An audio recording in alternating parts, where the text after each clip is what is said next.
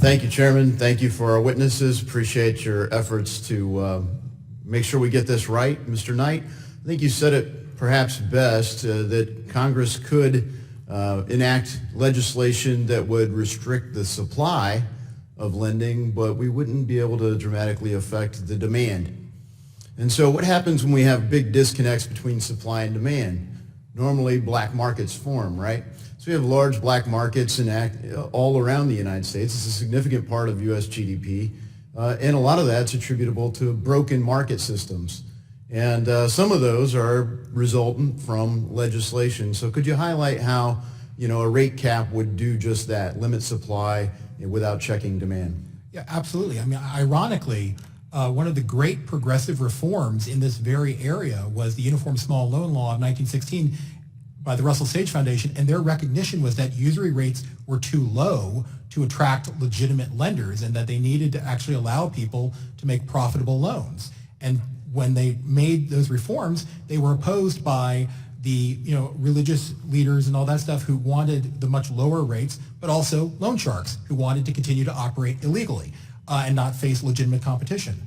And so the risk we run if we set an interest rate that is binding and limits and constricts credit is that either we cut people out of the legal system and they have to go seek some inferior alternative, including loan sharks, or we have to distort credit products so that they're inferior to what they would have gotten otherwise, and therefore are a worse fit than they could have had we left the market.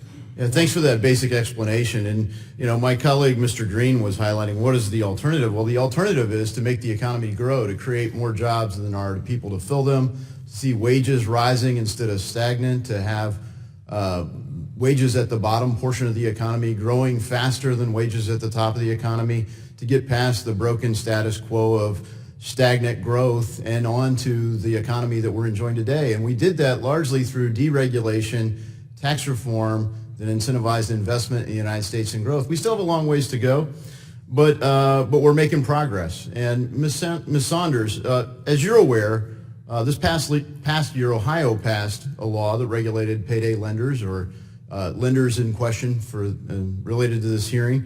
Pew, a consumer advocacy group very similar to your organization, NCLC, has said that the Ohio legislature got payday loan reform right. The structure of the loan has an interest rate component plus fees. Here's an example of what Ohio's law allows. If you lend $300 for 4 months under current Ohio law, the APR could be as high as 161%, depending on what day of the month the loan is originated. It doesn't appear that Pew thinks a 36% rate cap is the right reform. They also support bank lenders that charge rates at least double the 36% rate. Why is there a disconnect between Pew and NCLC? I think Ohio is following on the path of Colorado. Ohio voters voted to cap rates at 28% overwhelmingly back in 2008. But the payday lenders decided to call themselves mortgage lenders in order to be able to charge a fee allowed for mortgages, and they got around it. And the legislature, where there's a lot of big payday loan money, unfortunately blessed that. Eventually, after a lot of hard work, going up against big money from predatory lenders, the Ohio legislature came up with something that allows high rate loans like Colorado did, but eventually Colorado voters voted for 36% rate cap. And fees. And then what will happen is the same challenge of black markets. Professor Johnson, I like your framework, and as another Ohio person, thanks for coming to share your expertise in the field. I like kind of the rubric that you laid out, but I don't necessarily understand the mechanisms of how it worked. For example, debt entrapment. Could you explain how someone is forced to take this loan?